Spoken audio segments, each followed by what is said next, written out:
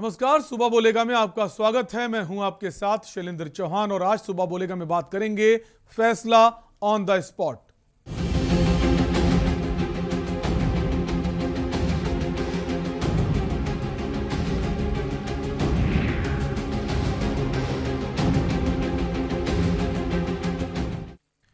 Mob lynching ये शब्द आपने सुना ही होगा, जो अपने आप में सब बयां कर देता है। बिगड़ी हुई कानून व्यवस्था को लेकर अब ऐसे हालात प्रदेश के बने हुए हैं जहां कोई भी सुरक्षित नहीं है।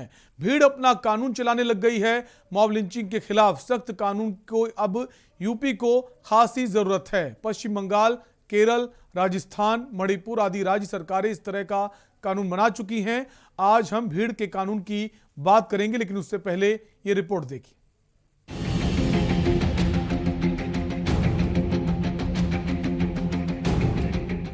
तालिबानी आतंकी जिस तरीके से सजा देते हैं, उसी तरीके से मिर्जापुर में एक हत्यारोपी को सजा दी गई। पुलिस के रहते हुए भी लोगों ने एक व्यक्ति को पीट कर, कूच कर उसकी हत्या कर दी। युवक ऋषभ पांडे ने सत्यम पटेल नाम के व्यक्ति की गोली मारकर हत्या की थी। इसके बाद एक घर में जाकर वो छुप गया, जिसके बाद पुलिस ने आकर दरवाजा खुलवाकर जैसे ही उसे बाहर निकाला, वैसे ही पुलिस के साथ खड़ी भीड़ उस पर टूट पड़ी और उसकी पीट कर हत्या कर दी और वहां खड़ी पुलिस तमाशा देखती रही। आज लगभग 2 बजे थाना मड़िहार के ग्राम ददरा में सत्यम पटेल अपने घर के सामने बैठा हुआ था। तो वहाँ पर डंकू उर्फ ऋषभ पांडे द्वारा थाना जो हाथ में तमंचा लेकर के आया था, उसने सत्यम पटेल को गोली मार दिया। घायल सत्यम पटेल को इलाज के लिए CSC राजगढ़ ले जाया गया, जहाँ चिकित्सकों द्वारा उसको मृत घोषित कर दिया गया।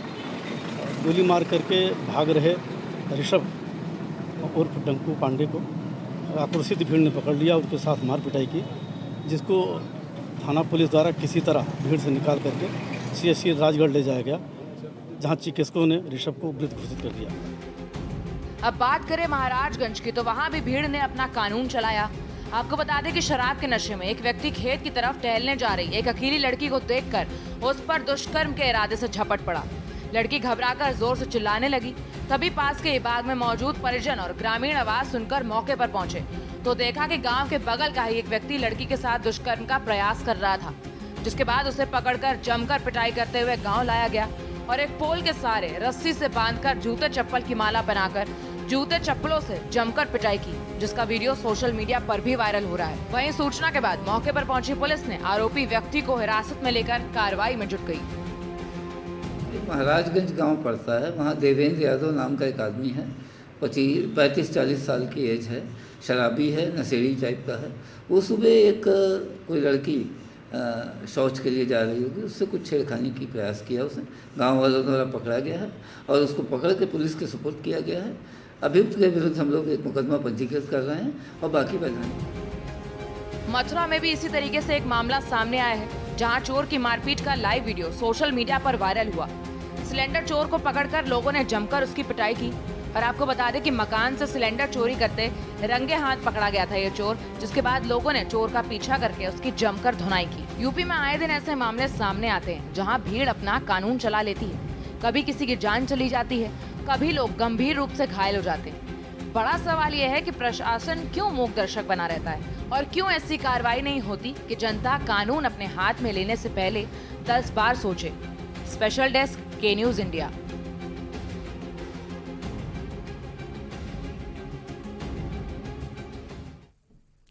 तो मॉब लिंचिंग को लेकर सुप्रीम कोर्ट ने सख्त गाइडलाइंस भी जारी की हैं। बावजूद उसके जो नियम बनाए गए हैं, गाइडलाइंस बनाई गई, उसका राज्य सरकारें जो हैं वो ठीक से उसका पालन नहीं कर रही हैं। हालांकि इसको लेकर तमाम सारी बातें भी की जाती हैं और खासकर अगर उत्तर प्रदेश की बात करें तो उत्तर प्रदेश में आए दिन इस तरह के मामले सामने आते हैं। आपको बता दें, उत्तर प्रदेश की अगर बात करें तो जो उत्तर प्रदेश जो कानून जो बनाया, लॉ कमीशन जो है, उसने सिफारिशें भी लागू की हैं, सख्त सिफारिशें लागू की हैं कि इसको उसका पालन किया जाए, लेकिन अभी तक शायद वो जो आदेश नहीं हुए हैं। लगातार प्रदेश में इस तरह की घटनाएं देखी जाती, इसी को लेकर हम बात करेंगे। हमारे साथ एक खास मेहमान है, साथ ही साथ जो संवाददाता भी जुड़ गए हैं। आशुतोष त्रिपाठी हैं मिर्जापुर से और अभिनय उपाध्याय मथुरा से हैं। ब्रजेश गुप्ता संवाददाता है महाराजगंज से और सुनील सिंह वरिष्ठ अधिवक्ता हैं सुप्रीम कोर्ट से। सुनील जी, बहुत बहुत स्वागत है आपका।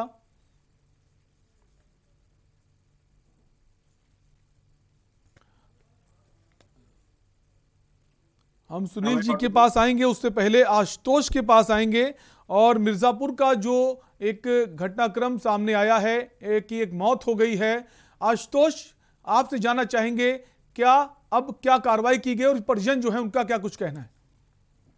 जी, हम आपको बता दें कि जो है ये कल घटना है जिसमें जो है ऋषभ पांडे जो है के दुकान पे जाता है सत्तर पटेल के, और वहाँ पे किसी बात को लेके बहस होती है।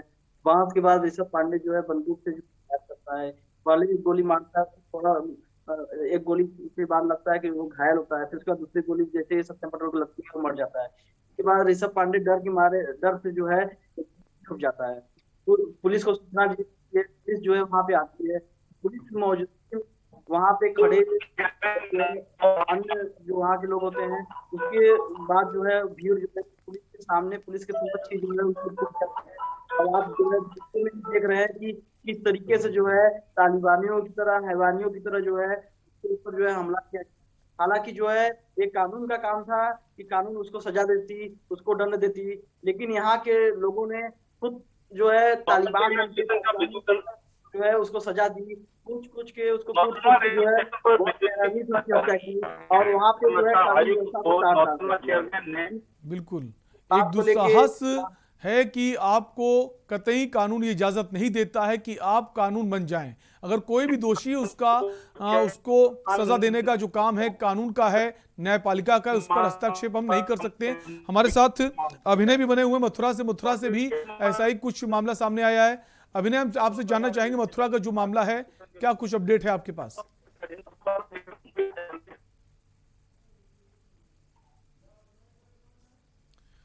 अभिनय, हम चाहेंगे आप अपने फोन को एक बार अनम्यूट कर दें ताकि आपकी आवाज हम तक पहुंच पाए। जी बिल्कुल, मैं आपको बता दूं ये पूरा मामला मथुरा जनपद के कस्बा राया का है, जहां पर एक भीड़ एक आदमी पे अनाधुन उसकी धुनाई कर रही है और जमकर उसकी मारपीट की जा रही है। पूरा मामला मैं आपको बता दूं कि उस पर सिलेंडर चोरी का आरोप था। वह जो व्यक्ति जिसकी पिटाई हो रही है, वह व्यक्ति रेतिया बाजार के एक मकान से सिलेंडर चोरी करके लेकर आया था, और बताया जा रहा है कि वह स्मैक पीने वाला व्यक्ति है। और उस पर जो कस्बे के जो लोग थे उन्होंने कस्बा राया के मार्ग फाटक पर पकड़ के जमकर धुनाई की, और धुनाई करने के बाद में उसको भगा दिया गया, न तो उसको पुलिस को दिया गया, पुलिस के सुपुर्द किया गया, जिससे जो आम पब्लिक है उन्होंने कानून को अपने हाथ में लिया और उस चोर को आगे के लिए भी कोई भी मारपीट करने के बाद में उसको छोड़ दिया गया। क्योंकि और सबसे बड़ी बात एक और है, वीडियो जबकि वायरल हुआ, के न्यूज ने भी उस खबर को दिखाया, पुलिस ने भी न तो जो कानून को लोग हाथ में ले रहे हैं उनके खिलाफ कोई कार्रवाई की, ना ही जो चोर था उसके खिलाफ कोई कार्रवाई की। भीड़ में उसकी मजामत करके और चोर को वहां से निकल गया।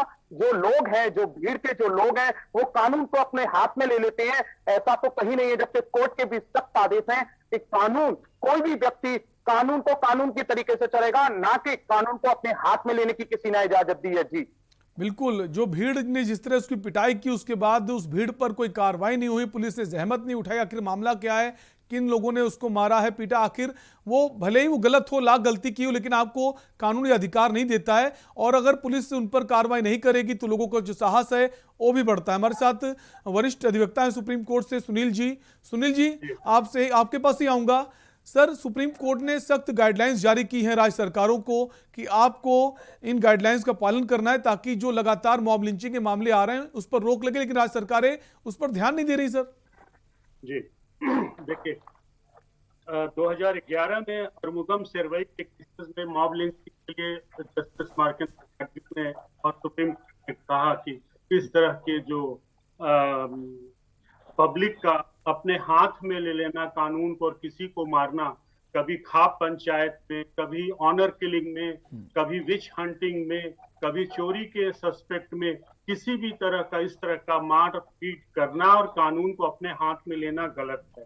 इसके बाद वहीं सुप्रीम कोर्ट नहीं रुकी, तमाम मैटर्स में, केसेस में सुप्रीम कोर्ट ने सख्त से सख्त गाइडलाइन दिया है। एक Tehseen Poonawalla versus union of India के केस में 2017-18 में सुप्रीम कोर्ट ने भी ऐसे आदेश दिए केंद्र को और तमाम राज्यों को कि इसमें आप समुचित कदम उठाएं और लॉ बनाएं और उसको इम्प्लीमेंट करें। फिर इसके बाद 2019 में भी सुप्रीम कोर्ट ने इसमें सेंटर को नोटिस इशू किया और केंद्र को।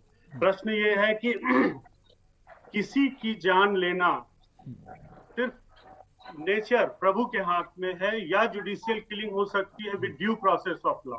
यदि मैं कोई अपराध या कोई व्यक्ति कोई अपराध किया हुआ पाया जाता है, फिर उसके ऊपर अपराध साबित करने की प्रक्रिया चलेगी, प्रक्रिया चल करके और फिर सजा होगा और फिर उसको दंडित किया जाएगा यदि वो मृत्यु दंड का भागी है तो। इसके अलावा किसी को मृत्यु दंड देने का अधिकार नहीं है। अब ये जो घटनाएं आप मथुरा की बता रहे हैं, पीछे राजस्थान में हुआ या अभी मिर्जापुर में हुआ, ये सीधा उदाहरण है पुलिस की नाकामी। मैं अपने पहले विचारों में बहुत रुक करके थम के बोलता था, लेकिन अब समय आ गया है क्लियर बताने के लिए। इसके लिए जो शीर्षस्थ हैं वो कतई जिम्मेदार नहीं है। इसके लिए जिनको सुविधा दी गई है, जिनको सैलरी दी जा रही है, जिनको पेट्रोलिंग के लिए इनोवा जैसी गाड़ी दी जा रही है, लाखों करोड़ों अरबों रुपए इनके लिए लगाए जा रहे हैं। ये गाड़ी को कहीं ढाबे में पार्क करके जो आराम करते हैं या स्लो, अगर आपके हल्के में इलाके में कोई घटना हो रही है तो इसकी सीधी जिम्मेदारी आपकी हो रही है। आपकी लोकेशन कहाँ है, घटना कहाँ पे, दिन के टाइम में मारपीट हो रहा है, बीट ऑफिसर कहाँ है। कहीं न कहीं जरूर इसमें जो सरकारी तंत्र है वह अपने दायित्व का निर्वहन करने में पूर्णतया असक्षम है और लॉ एंड ऑर्डर का जो इम्पैक्ट होना चाहिए, जो डर और भय होना चाहिए, वो लोगों में कम हो रहा है। मैजेस्टी ऑफ लॉ है, जो कानून की प्रतिष्ठा है, वो लोग उस पर ध्यान नहीं दे रहे हैं। ये उनका सब्जेक्ट नहीं है, ये कानून का सब्जेक्ट है। ये प्रत्येक नागरिक को अपने को देखने की जरूरत है और जो लोग समाज में राष्ट्र, देश या शहर के कानून व्यवस्था को चला रहे हैं उनको देखने का दायित्व है। कहाँ थे वो लोग जो जिम्मेदार हैं? पुलिस पेट्रोलिंग कहाँ पे है? कितने एसएसपी, आईजी, डीआईजी अपने एयर कंडीशन रूम में बैठे हैं या कि वो ऑन रोड हैं? सिर्फ आप उम्मीद करते हैं कि आपका इंडियन आर्मी का सिपाही सियाचिन में -25 डिग्री के टेम्परेचर में वो आपको ड्यूटी करे और आपके पास जस्टिफिकेशन है मीटिंग का। जब आप किसी के पास जाइए, आपकी कहीं कोई सुनवाई नहीं है। एसएसपी के पास लोग क्यों जाते हैं अपनी दरखास्त लेके? थाने पे सुनवाई क्यों नहीं होती? और क्या कार्रवाई करती है सरकार? अविलंब जिस भी इलाके में इस तरह की घटना होती है, वहां के आईजी से लेके बीट ऑफिसर को तुरंत स्थानांतरित कर देना चाहिए ताकि समाज में एक मैसेज जाए कि हम अलर्ट हैं। और केंद्र सरकार को, मैं गलत कह रहा हूं, प्रदेश सरकार को अपने केंद्र स्तर पर जहां उनका केंद्र है वहां पे किस तरह का चैनल रखना चाहिए कि लाइव, हर सिटी का लाइव उनको न्यूज आता रहे, फीडबैक आता रहे और आपकी सर्वेलेंस कहाँ है। इस तरह की घटना होने से पहले अलर्ट क्यों नहीं आपने?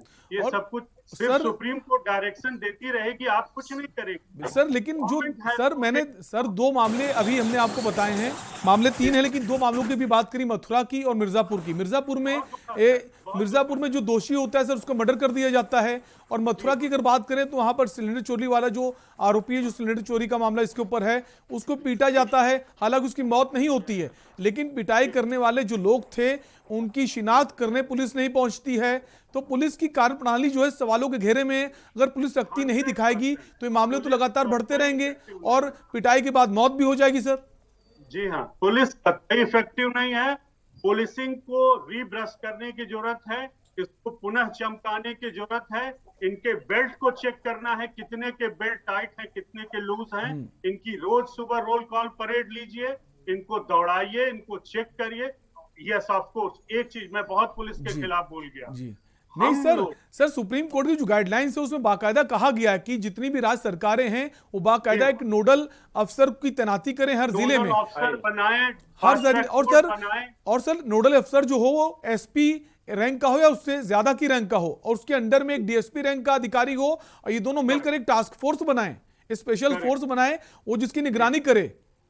और अगर जहां भी घटनाएं होती हैं उसकी उस पर सख्त कार्रवाई करे। लेकिन ऐसा हो कि नहीं रहा है सर? इसीलिए इसके में अब जो पुलिस की मैंने बुराई कर दी उसमें एक सजेशन है आपको, पुलिस पर्सनल जो हमारे काम कर रहे हैं उनका भी वेलफेयर देखना हमको जरूरी है कि क्या वो समय से छुट्टी ले रहे हैं, कितने आवर काम कर रहे हैं नॉन स्टॉप, उनकी मानसिकता क्या है, उनका साइकोलॉजिकल कंडीशन क्या है, क्यों अपने ड्यूटी के प्रति इतने शिथिल हो रहे हैं, ये सब कुछ देखने की जरूरत है। और निश्चित ही सुपरिटेंडेंट ऑफ पुलिस उस जिले के 100% जिम्मेदार हैं और सुप्रीम कोर्ट के तमाम ऑर्डर्स का वायलेशन के लिए भी वो जिम्मेदार माने जाएंगे। सर, अवेयरनेस की भी कमी है क्या? सरकारों की जिम्मेदारी नहीं है, राज्य सरकार हो या केंद्र सरकार हो, कि लोगों को अवेयर करें मीडिया के माध्यम से, टेलीविजन के माध्यम से, वेब मीडिया के माध्यम से, कि अगर कोई भी इस तरह की मॉब लिंचिंग और भीड़ हिंसा करता है उस पर सख्त कार्रवाई की जाएगी, ताकि लोगों में डर तो बने। लोगों में डर ही नहीं सर, कोई खौफ नहीं है। कारण बताता हूँ जी। आजकल मैं माफी के साथ बोलता हूँ, 3 चोर पकड़े गए, एसएसपी के पीछे खड़ा होकर फोटो लगा के ट्विटर, ये ट्विटराटी से बाहर निकलने की जरूरत है। फोटो हर कोई प्रधानमंत्री और मुख्यमंत्री की नकल करना चाह रहा है। मैं आज यहाँ उद्घाटन किया, मैंने आज यहाँ गरीब को कंबल बांटा। अरे भाई, आपने उद्घाटन किया, कंबल बांटा या 3 चोर पकड़ लिए, तो इसको ट्विटर्स पे लगाने की क्या जरूरत है? थिंग्स स्पीक इटसेल्फ, चीजें खुद बोलती हैं। आप काम करिए। ज्यादातर मैं क्षमा के साथ बोल रहा हूँ, अधिकारी हो या जो हमारे राजनीतिक क्षेत्र के जो डिफरेंट स्तर के जो नेता हैं, हर कोई प्रधानमंत्री बन रहा है, जबकि मुख्यमंत्री अकेले पूरा देश नहीं चला सकता। हमको आपको हर, चाहे किसी पार्टी का हो, मैं पार्टी लाइन पे एकदम नहीं बोल रहा हूँ। आप जो एसएसपी, आईजी, डीआईजी ये जो ट्विटर्स पे अपनी उपलब्धि लगाते हैं, उनसे पूछिए कि ये लिंचिंग क्यों हो रहा है। बिल्कुल। उनको बोलिए फोटो कम लगाएं, काम ज्यादा करें। आजकल का पैटर्न बदल गया है। हर कोई अपने आप को सोशल मीडिया पे लाना चाह रहा है। हर किसी को छपास का रोग लग जा रहा है। मेरा नाम अखबार में आना चाहिए। हमारे फॉलोअर्स कितने हैं, क्या करोगे फॉलोअर्स लेके? तुम्हारे फॉलोअर्स भारत की जनता है, उसका काम करो। बिल्कुल, जनता की सेवा करने के बजाय अपने आप को बेहतर बताने की कोशिश की जाती है। सर, बने रहिए आप हमारे साथ, एक ब्रेक का वक्त है, ब्रेक के लिए रुकेंगे, फौरन हाजिर होंगे, इसी पर हम चर्चा करेंगे।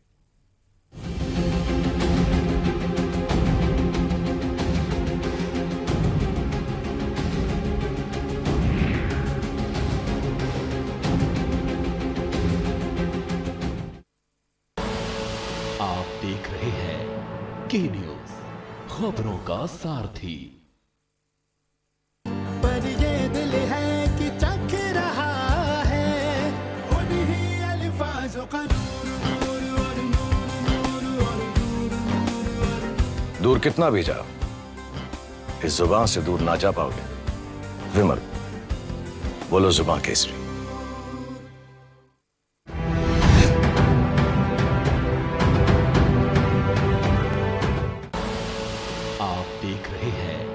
के न्यूज, खबरों का सारथी।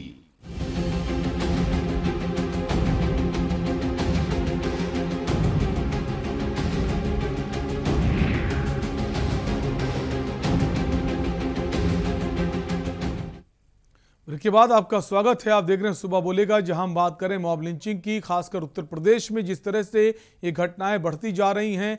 कई जगह के मामले सामने आ रहे हैं। मथुरा की बात करें, मिर्जापुर की बात करें, वहां सबसे बड़ी बात है कि लोगों की मौत भी हो जाती है, और जहां मौत नहीं होती वहां पुलिस ये जहमत नहीं उठाती कि वहां पर जाएं और जिन्होंने पिटाई की उस पर कार्रवाई करें। जब किसी की मौत होती है, मामला मीडिया में आता है, तब पुलिस की आंख खुलती है। हमारे साथ महाराजगंज से ब्रिजेश गुप्ता भी जुड़ गए हैं। महाराजगंज से भी एक मामला सामने आया था। ब्रिजेश, महाराजगंज में जो घटना हुई है, हम चाहेंगे आप हमारे दर्शकों को उसके बारे में बताएं। कि यह पूरा मामला घुगली थाना क्षेत्र के एक गांव का है, जहां आज सुबह शौच के लिए एक नाबालिग लड़की शौच के लिए गई थी, जहां पे घात लगा के पहले से ही बैठा एक व्यक्ति जो है उसके ऊपर पड़ा। हालांकि गनीमत यह रहा कि गांव में किसी व्यक्ति की मौत हो गई थी, तो आसपास के जो लोग थे वो बांस काटने गए थे, लेकिन उस शोर मचाने पे जो आरोपी है उस लोगों ने धर दबोचा। हालांकि पुलिस के सूचना पर पुलिस मौके पर पहुंची, आरोपी को गिरफ्तार कर गंभीर धाराओं में मुकदमा खरीद कर जेल भेज दिया। जी ठीक है। सुनील जी, लोगों में डर ना होना एक बड़ी वजह है।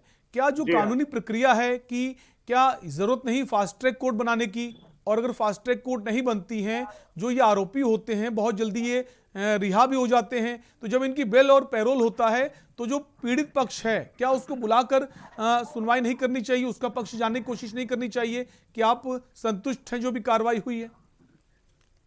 देखिए, कानून में इसका प्राविधान है, बाद में अमेंडमेंट लाया गया, और जो विक्टिम है विक्टिमोलॉजी के अंदर जो नए अन्वेषण किए गए और उपलब्धियां हुई, उसमें ये माना गया अपने देश में कानून के अंदर कि विक्टिम को भी अधिकार है किसी भी क्रिमिनल मैटर में पार्टिसिपेट करने का, करते भी हैं। कहीं पे विक्टिम डर के नहीं आते हैं।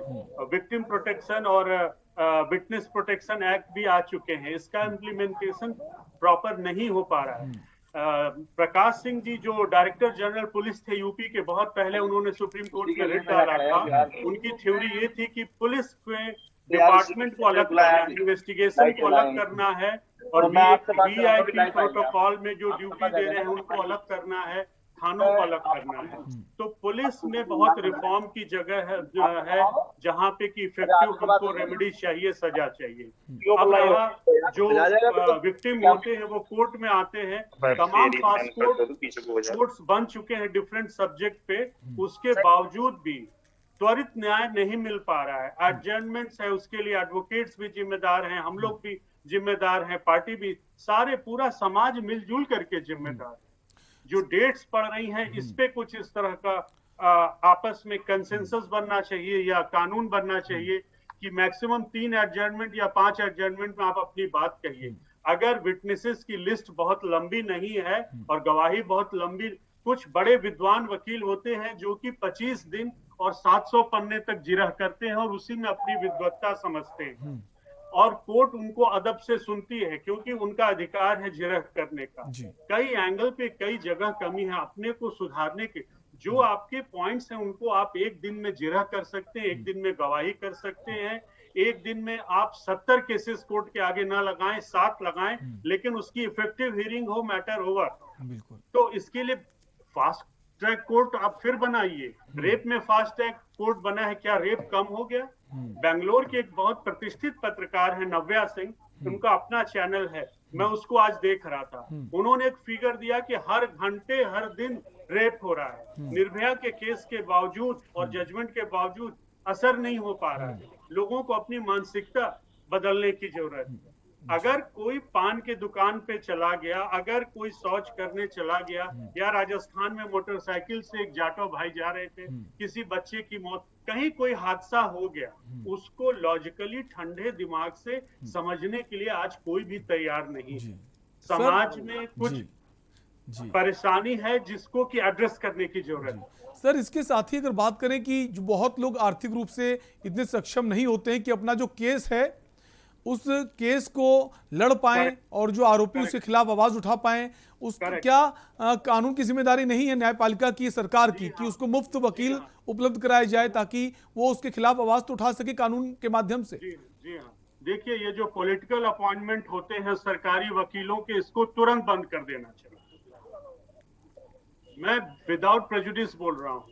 सरकार की कृपा से जो वकील बनते हैं वो कितने सक्षम होते हैं, नहीं होते, ऑल इंडिया का आप एक यूनिट बनाइए, ऑल इंडिया टेस्ट बनाइए, 2.5 लाख 3 लाख 25 लाख एडवोकेट्स उसमें, और उनको मेरिट से उनको आप एडवोकेट्स बनाइए। एक तो एडवोकेट्स की क्वालिटी अच्छी करिए। हाई कोर्ट में जो आप एडवोकेट सुप्रीम कोर्ट में बनाते हैं उनकी क्वालिटी अच्छी, इफेक्टिव, गवर्नमेंट की इफेक्टिव पैरवी नहीं हो पाती, उसको देखिए। और फिर न्यायालय और जहां से थाना हो या गवर्नमेंट के ऑफिसेज हो, अफसर्स हो, उनको न्यायालय में पहुंच के अपने मुकदमे की पैरवी, प्राइवेट पैरवी और गवर्नमेंट पैरवी में फर्क नहीं होना चाहिए। आर्ग्यूमेंट जब करिए तो चाहे आप प्राइवेट काउंसिल क्लाइंट के लिए करिए, या गवर्नमेंट के लिए दोनों इफेक्टिव होनी चाहिए। बिल्कुल, दोनों इफेक्टिव होने चाहिए, किसी में फर्क नहीं होना चाहिए कि वो पैसा खर्च कर रहे हैं, वो पैसा नहीं खर्च कर रहे हैं। बहुत बहुत शुक्रिया सर, आप हमसे जुड़े, तमाम सारी जानकारी हमारे दर्शकों तक पहुंचाई। और इसी बीच आपको बता दें, एक बड़ी खबर प्रयागराज से आ रही है। नरेंद्र गिरी के अनपढ़ होने के दावे खारिज हुए हैं।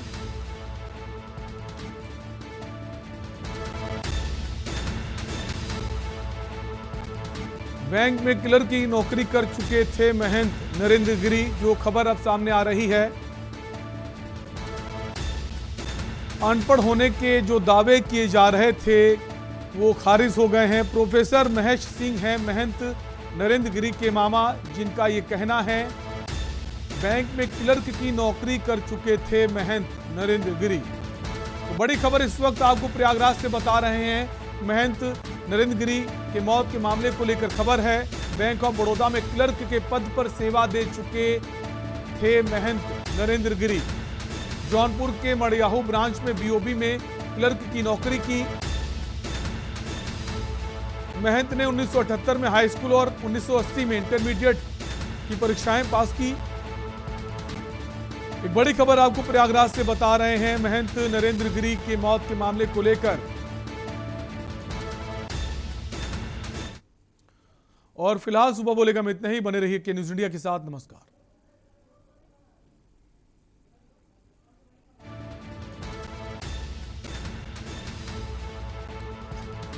आपको बता दें, उससे पहले एक खबर लखनऊ से आ रही है। धर्मांतरण के लिए विदेशी फंडिंग का आरोप का मामला है।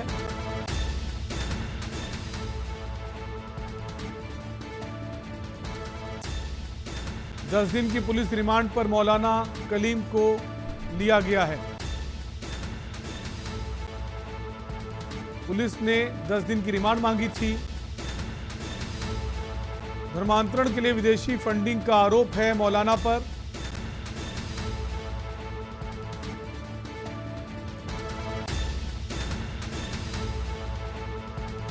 तो 10 दिन की पुलिस रिमांड मिल गई है। और इसी खबर पर हमारे संवाददाता लखनऊ से संदीप मिश्रा जुड़ गए हैं। संदीप, पुलिस ने 10 दिन की रिमांड मांगी थी, रिमांड मिल गई है, क्या कुछ और बड़े खुलासे होने की उम्मीद है इस पूरे मामले पर? देखिए, बिल्कुल आपको बता दें कि मौलाना कलीम को की जो है 10 दिन की कस्टडी के लिए रिमांड मंजूरी मांगी गई थी। उसको मंजूरी मिल गई है पुलिस को। और मौलाना कलीम को अवैध संत धर्मांतरण के मामले को लेकर के लगातार विदेशी फंडिंग का आरोप लगा हुआ था इनके ऊपर। कल एटीएस की टीम ने और एडीजे लॉ एंड ऑर्डर ने प्रेस कॉन्फ्रेंस किया था। उसको प्रेस कॉन्फ्रेंस करने के बाद पूरा तरीके से खुलासा किया था, जिसमें मौलाना कलीम की अगर बात करें तो 10 दिन की रिमांड पे उनको भेजा गया है। वही एटीएस की अभियोजन शाखा के अधिकारियों ने न्यायालय के समक्ष जो है जो साक्ष्य वो प्रस्तुत किए गए हैं।